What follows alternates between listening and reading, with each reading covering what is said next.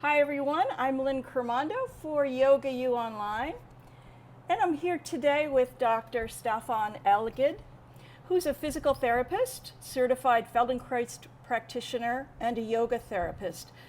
Dr. Elgelid is the Associate Professor of Physical Therapy at Nazareth College in Rochester, New York. He also teaches yoga therapy programs and conducts workshops nationally and internationally. In his work with clients, he emphasizes the use of smart exercises, movements, and lifestyle changes to help them build resilient nervous systems. And that, in turn, allows his clients, which we're going to ask about, to engage in new activities, better athletic performance, and withhold better the stresses of daily life. He's authored books and videos. He's worked with athletes. So I'm very excited to say welcome, Dr. Elgelid. May I call you Stefan? Yes, call me Stefan. Yeah, that'll be good. Awesome. Okay. In your work, you've done a lot of work with both the nervous system and nervous system regulation, which we like to talk a lot about in yoga right now. And you've also done a lot of work with the core, which is also very popular right now. So what I'd like to do is first define some terms. When we're talking about yoga and the nervous system, what are we actually talking about? When we're talking about yoga for the nervous system? Yeah, when we're regulating the nervous system. I know that you've said the nervous system is everything, but what is it really? It's everything. No, I think we have to recognize that yoga influences the nervous system at so many levels. I mean, it influences through the breath, right? Yeah. I mean, that's probably the easiest way to regulate the nervous system. It's either, and we talk so much about slowing down the breath because so many people are really stressed when they're coming into us, right? But sometimes we also have to speed up the breath to get more of a sympathetic firing. So the breath in the yoga practice is really crucial for the nervous system, but so are also the movements. The movements are also really crucial too, right? Because if we do really quick jerky movements, I mean the nervous system doesn't really like that. But if we bring the awareness to the movements, and then if we bring that awareness to the breath and the movements, and we combine the two, then we can either up or we can down regulate the nervous system. And it's basically balancing the autonomic nervous system. Yeah. So you've worked with yogis and you've also worked with athletes. Yeah. Do you find that when you're working at that level of performance of, say, an elite athlete, is nervous system regulation, does that give you an edge in terms of your ability to control your movements? And Not necessarily. I mean, if you work with the very elite athletes, they're pretty aware of it. Mm-hmm. Sometimes you might get an athlete that is just getting a little bit too nervous and uptight before a race or something, and that gets in the way. And then you can especially play with the breath, play with the breathing. But in general, for the athletes, it's more about movement patterns. And movement patterns don't necessarily up or down regulate the nervous system. It still influences the nervous system in the way they move. But again, unless the athlete feels like I'm getting so nervous and uptight and that gets in the way, then we can play with the nervous system. Because we also have to realize that to perform really well, you have to upregulate the nervous system. But you can't do too much, because then the whole muscular system gets too tight and you can't be effective. then you're going into a hyper arousal situation. Exactly. So there's a balance in there that they need to find. And I think what's hard for athletes and what's hard for all of us is to control that voluntarily, to know, okay, now I'm too far this way, or now I'm too far that way, and they can find their way back. And I think that's one of the things that I find with yoga is a lot of people do this yin yoga or something that really they say we need to down-regulate the nervous system. That's right. But can we teach them to upregulate and down-regulate at will? That to me is that, because it's pretty easy to breathe slowly when we're in the yoga studio, right? But Yeah. can you breathe slowly and down regulate when you're already upregulated, or when you're out in New York City and things are crazy around you, right? So I do a lot of work from that aspect, is how do I teach you to regulate yourself and be aware of, now it's too far this way or that way. That is so important because I always think of our practices on the mat are really our practices for off the mat. And when you're talking about nervous system regulation, it's wonderful that I could hold, I could breathe 6 times a minute, but I do live in New York, so when somebody jostles me on the subway, I'm not necessarily going there. When someone gets after you on the subway, it's pretty hard to keep that 6 breaths a minute, right? But the key is that we're aware and we say, oh, now I'm breathing 20 times a minute. Maybe that's appropriate for this situation. Because there are Yeah. situations where we need to do, so it's the awareness as much as anything that we need to be at. I do love what you're saying, because in yoga we so often are talking about calming down, and honestly that balance you need through the whole day. You need to go up and down and you need to be in the middle, so that's a really important point, I think. Okay, now we're still defining terms. I want to talk about core, because to me it's not necessarily in yoga, but it's very popular right now in yoga to talk about core. And I equivocate, or I think the equivalent to me of that word is Kleenex or Xerox. You are an expert on this topic. Would you mind telling us yogis, us mere yogis, what comprises core in the human body? That's a good question. I think the whole thing about core, I mean, we talk a lot about it, but it's really hard to define. But we do throw it around a lot. I mean, we even moved to where we say there's an upper and a lower core. So we talk that the lower core tends to be more centrally located around the abdominals, lumbar spine, and so forth, and the upper core is more towards the scapula in that area. In general, I like to say when we talk about core, and I think when we talk about core training, whether it's in healthcare or performance or anything else, we tend to focus on the lower core and the abdominals, the low back muscles, and so forth, and to maintain some control there. I'll use the word core, but if we look traditionally, I mean, they talked about the hara, the center of the body. So, I mean, throughout the traditions, we always said this was an important area. I mean, some of the Japanese acupuncturists, they actually evaluated the whole body through the umbilicus, because they said that was so central to you. And there's still some acupuncturists doing that. So it's a very, very central area for us, right? And if you look at all the organs, I mean, we have so many organs in here too, right? Mm-hmm. So there's something really central about the area, right about around we can say basically from the pubic symphysis down to, from the pelvis up to basically the diaphragm. That's what most people talk about when they talk about core. And I think it was just something that caught on. It became popular, basically in the 80s, after a famous surgeon did some famous surgery on a famous football player, and he did this core strengthening thing, and voila, we're all doing it, right? And Pilates, Joseph Pilates kind of talked about the muscles that compromise that. But to me, the important thing is really that throughout history, we have always talked about the center of the body, and that's where some of our bigger muscles are. And if you look anatomically, a lot of our movements should originate from there.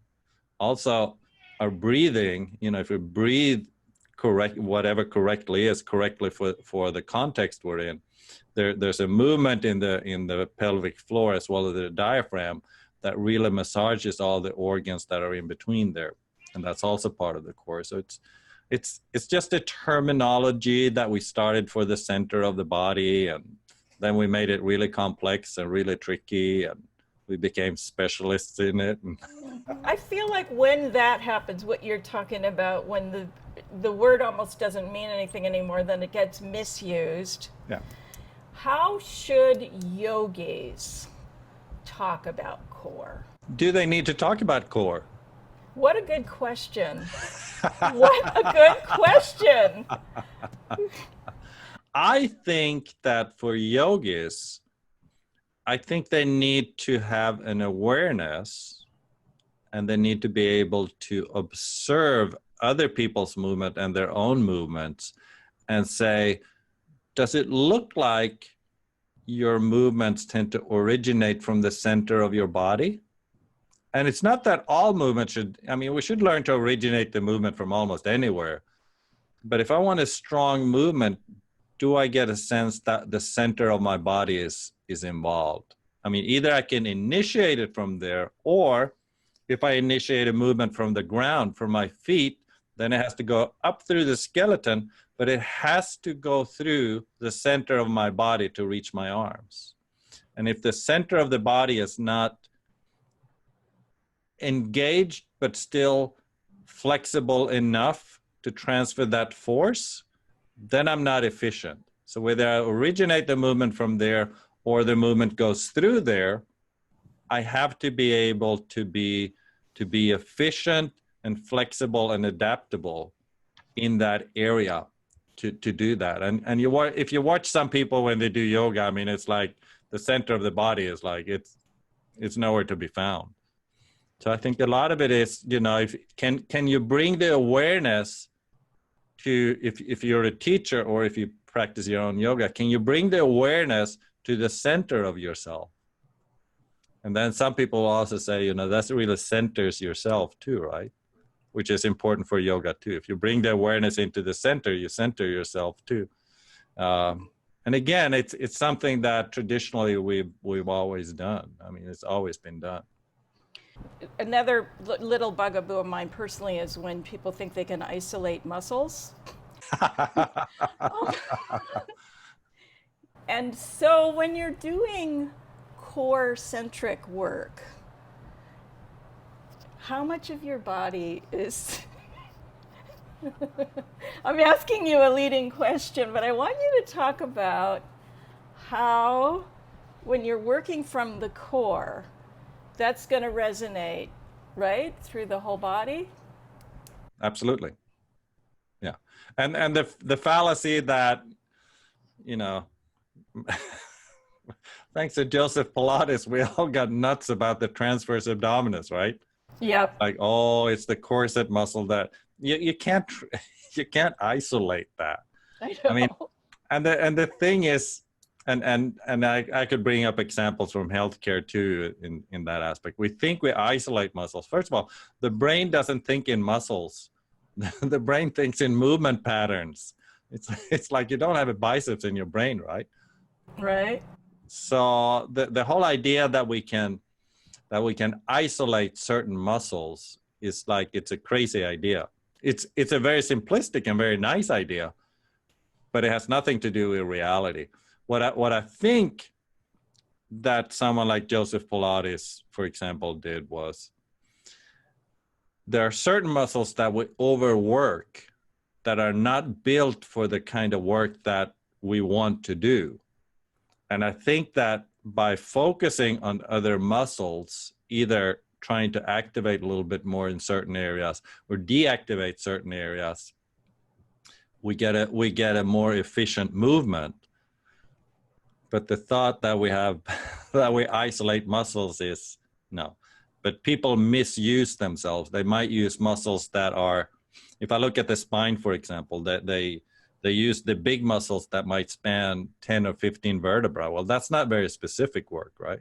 Right. So can we just de-emphasize that, doing some smaller movements, and use the muscles that will only span 1 or 2 or 3 vertebrae, and then we get more precise movements in there. And it's really more about that, but it's not let one muscle work and the other ones take a vacation. That just doesn't work.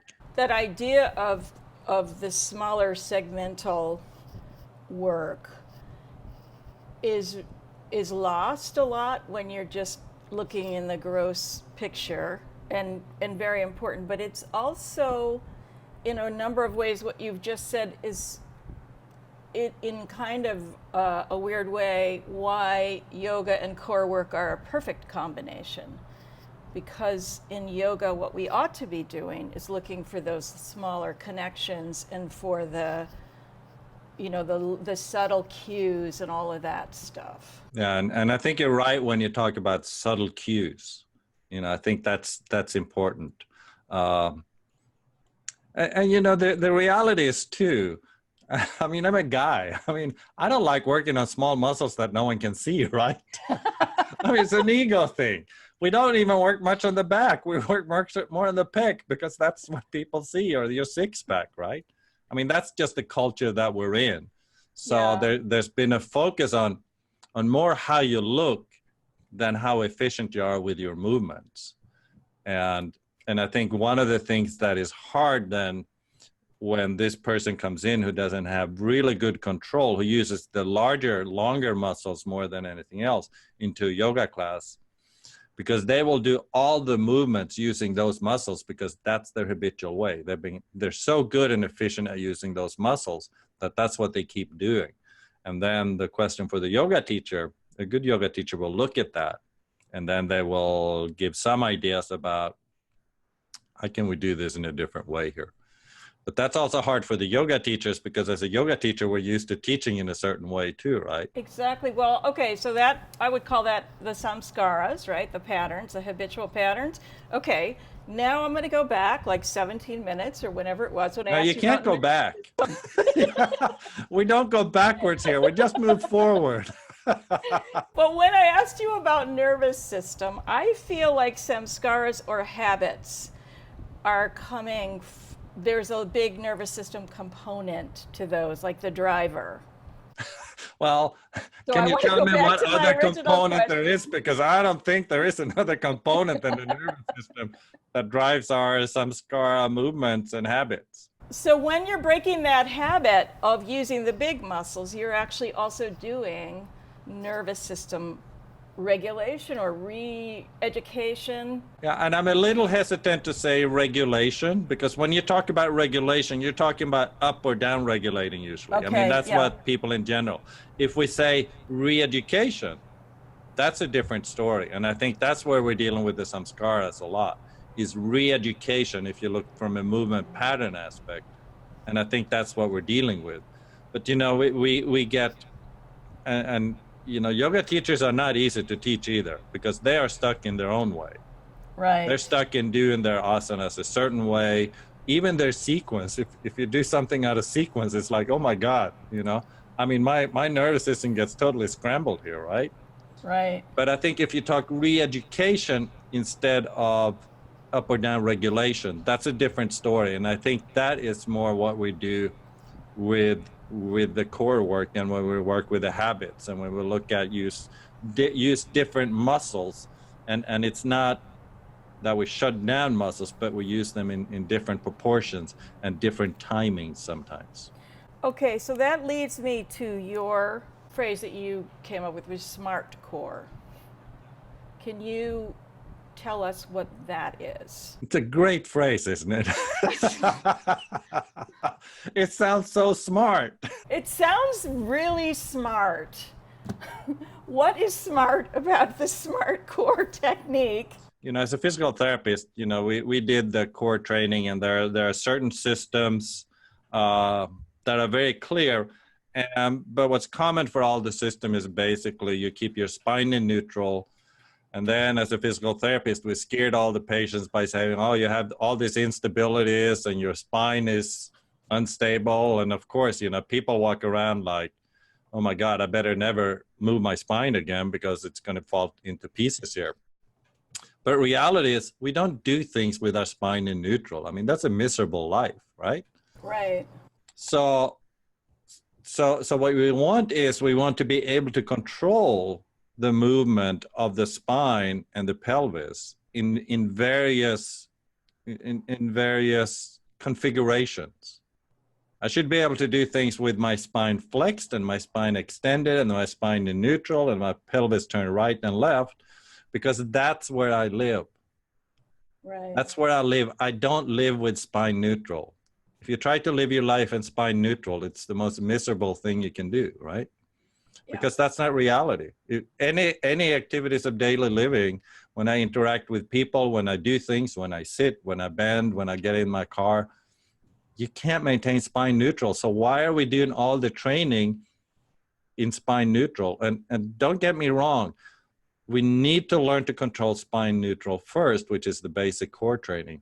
But once you got that taken care of, then you need to do the same kind of training with your spine and your pelvis in different positions. So you have a controllable pelvis that is stable in a variety of configurations, so that you can function better in different contexts. It's very smart, but you're back to going in and out, modulating the ins and the outs. And so I can move my spine from this position to that position, and I can control it and stop it at any time and reverse the movement. You know, as a Feldenkrais practitioner, we talk a lot about reversibility of movements. You should be able to stop any movement at any time and move back to where you came from. There's a corollary there, but the spine going in and out, the core going in and out, the breath going in and out, it's all Dang, it's all interconnected. it's all interconnected. Sounds like yoga. Imagine that it's all interconnected. So core and spine and pelvis, that's a very sort of a sacred triangle there, right? Yeah, that's why we have the sacrum right there. Yeah. Absolutely. Yeah. And again, we have to, in my opinion, to be healthy, you have to be able to control that area. And it's not about strengthening. It's not about the six pack. It's about being able to control that area no matter what position you're in, so that you can move in and out of those positions as you need to during the day or during athletics. I mean, it's phenomenal if you watch some of the really, really good athletes. Their control of the core is really interesting, and especially when if you watch basketball or a real sport like hockey, for example, it's really funny because people will watch the person's eyes. You know, if I have the ball and the person against me, they watch my eyes and they think I'm going to go where my eyes go, but you always go where the pelvis goes. So if I can control my pelvis, and it also comes to decoupling my pelvis from my eyes and my head, so that I can differentiate those movements, because that's also the reality. Because if, you know, a lot of the elderly have issues with falling, right? But they don't fall when they're perfect. They fall when someone hollers at them. So I turn my head, and now my head is not lined up with my core, right? So I don't know where the heck I am. So either I'll trip on my feet, and when I trip on my feet, it takes too long for the brain to recognize this position here and where the core is. So you're done, you're falling. So what mistakes are we making in class in terms of training? Is it too many planks? Is it not enough teeny movements? No, I don't know if we necessarily are doing a lot of mistakes in class. I think one of the reasons that yoga is so good, I mean, we hear yoga for back pain and this and that for everything. And one of the reasons why it's so effective, and it tends to be effective for back pain, for example, is because the person will have to do a movement that they've never done before, where their head is not lined up with the core and with your feet, right? Mm-hmm. And therefore, all of a sudden, I'm getting smarter. I recognize more positions. I'm more functional in more positions. And I think we're doing great with that. But after a time, if I do my asanas the same way all the time, well, then the nervous system stopped learning, because now it's a habit. Now it's Samskaras, right? Yeah. So I think if we can just vary the poses occasionally and just have fun with it, and we can laugh and say, oh, can you do the plank, but can you do it without having your spine in the perfect position? Can you do a plank, but can you turn your pelvis a little bit? Can you do a bridge, but instead of having your pelvis absolutely even, can you lift it so the right side of the pelvis leads the left? Yogis everywhere who hear this are having a panic attack right now. I know they are, because it's the dang Samskaras. Because my teacher didn't teach me that way, and my teacher's teacher didn't teach me that way. And they're absolutely right. But then you have to ask yourself, why are we doing this yoga? Why are we doing asana? And we should say asana, since yoga is so much bigger than asanas. But you have to ask yourself, when I teach yoga, I teach it from the nervous system perspective, right? I mean, I can teach it from a strength perspective. I can teach it from a relaxation perspective. But if I want to teach it to build up a flexible nervous system that is functional in many contexts, I have to vary. And, you know, I get great results early on, but then I get into the habits again. And if I teach it to build a healthy nervous system and to challenge the nervous system, I will have to vary it as I go along. And it's like you say, that freaks yoga teachers out. It does. I'm freaked out for them. Oh, wait, I'm a yoga teacher too. You're talking about resilience and fluidity almost, in a sort of a balance and a coming into and out of balance. My experience with that is it's not that gigantic feeling. It's a very subtle, Yep. very quiet sensation, which is quite different from how many people go into asana practice looking for the big experience. And I think in some ways what you're talking about is you have to be quiet. You have to quiet all those impulses toward the big flashy and listen to the, like, sort of the little micro sounds that your body is making. Yeah, and you know, the big movements are cool too. I mean, it's great. We should be able to do both, right? But I think in my opinion, part of yoga is to build up awareness to yourself, right? Right. And if I just do big movements that I habitually do, I'm not sure how much awareness, but the more subtle things I can feel in myself, the sooner I can feel, oh, now I walked out of my apartment to this crazy New York City street and I got angry at this crazy person, you know, trying to run me over. But if you build up awareness to yourself, then you can say, is it appropriate to be angry or not? And then you can decide, yeah, I want to be angry. Nothing wrong with that. But you can stop that samsara, right? Those reactions that you just automatically come right at you. And you can stop that and say, well, it's not appropriate at this time. But you have to build up the awareness of yourself. And I think yoga does that. But if you do yoga in a habitual way, you don't find those subtle little shifts in your breath, in the way you hold the core, right? I mean, if you're familiar with Stanley Kielman's work of the stress reaction, you know, the first thing we do when we get stressed or scared is we tend to tighten up the abdominals. So that's like a stress reaction. And if that goes on and on and on, eventually the abdominals and the core will collapse on us.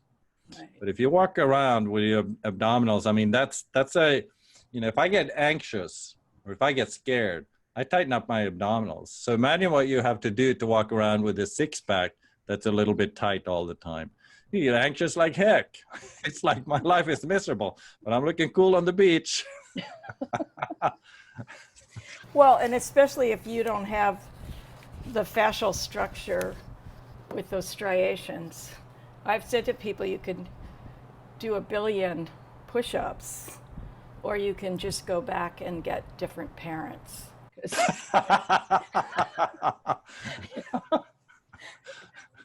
Yeah, both of them are pretty hard.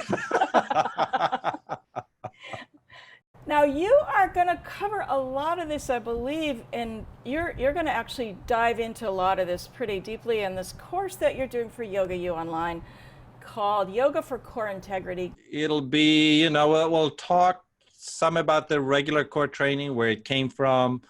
We'll talk a fair amount of anatomy, because we have to understand the anatomy, and we have to understand what we talk about when we talk about core stability. and all the things that it will influence that. So there has to be some anatomy from a different perspective here. We're also going to do a fair amount of movement. So, I mean, I hope people will have to sit in a chair and preferably have the floor next to them, because we need to just talk about it is pretty useless. You need to sense it in yourself. So there will be some experiential stuff going on too, although we also did a video of a program that's about 45 minutes. But during the Tuesday and Thursday part of it, we will also do movement. And then we will go into, you know, what are commonalities among core training programs, and what's the mythology around core training, because there's a lot of mythology there that scientifically doesn't hold up at all. And then we say, well, how can we change this? What can we do? How can we utilize this in yoga? So we'll cover a lot of ground, but I'm fairly convinced that we can do it. Just as a fair warning, Uh-oh. will you be putting people in bridge and then telling them to go off to one side, just so they know? I might very well do something like that. We will definitely do some things to activate the core and different movements in seated. Absolutely. That's where in our seated society, a lot of the core shuts down because people are going into a posterior tilt, where I find it virtually impossible to engage anything there except. So what do? We give them these phenomenal office chairs, right? Yeah. That locks them into one single position. Yeah. Which, if you have back pain and that's what you need to heal, that's fine. But to sit in those forever, it doesn't make any sense at all. I mean, it's so nonsensical. The more support you have, the weaker and the less you have to work. Yeah. It's like, yeah, we got it backwards. We got it backwards. But you're going to fix this. Oh, I'm totally going to fix this. Within like 2 hours, it'll all be fixed. Okay, well, Stefan, this has not been our typical interview. What do you mean? It's been a lot more fun. I love that you don't take it too seriously, that for a lot of people, this is really important stuff. Well, it is to me too, but you know, if we're too serious, we can't learn anything. I mean, you can't learn when you're serious, you know. Right. And we also have to realize that everything that we talk about core and so forth, when it comes down to it, it's a theory. It's a theory. What's important is that it's your experience of yourself. And then you can say, okay, I'll do this. Oh, I interact better with my family now. Or, you know, when I go do this, it's easier. It feels different. If you don't have the experience, it's just a theory. And you know, it's kind of hard. I mean, I'm a professor at a college, right? I deal in theories. Right. But if you don't have the experience, it doesn't matter. If something doesn't change your behavior and the way you relate to people and the way you relate to yourself, it was pretty useless. So my goal is always that someone will have something to take home that makes a difference for them. Because otherwise, yeah, it was kind of interesting, right? But when new research comes out and I get some new crazy ideas, then I'm going to change the whole thing, right? I mean, I'm not even sure I can do a webinar twice without coming up with different crazy things to say, you know, because I have learned something new that I incorporate into what I used to do before, right? So it's always kind of a floating thing, but the experience is the important thing. And I think that's why yoga is also, I mean, I look at it from the nervous system, but people that leave yoga, they go, something cool happened here. And when you do yoga, I can say, well, I stretched and I strengthened. When you do Tai Chi, or you do Feldenkrais, or you do Qigong, you leave and you go, wow, I feel different. Something happened. But it's really hard to say what it was because the movements were so slow. I can't talk about it because I don't know what the heck it was, but I feel different. But in yoga, we kind of have a scaffolding of stretching and strengthening, and I can explain that to my neighbor, right? Okay. But you got to feel different afterwards. You got to say, oh, and if it's just a little thing, I feel different now compared to when I started. Then you have an experience, and then you have curiosity, and then you will go on. What happens with yoga and with almost everything is that I did 20 sun salutations yesterday, and I feel so different. And therefore, I keep doing 20 sun salutations the rest of my life. But you're not at the level of 20 sun salutations anymore. But you keep chasing that. I want to feel that different again. Well, to do that, you have to do something different now. You have to do your sun salutation differently, or you have to move on. But we tend to hang on to what worked for us once. We like that. We like to feel different, right? If we talk about core from the very center, Yeah.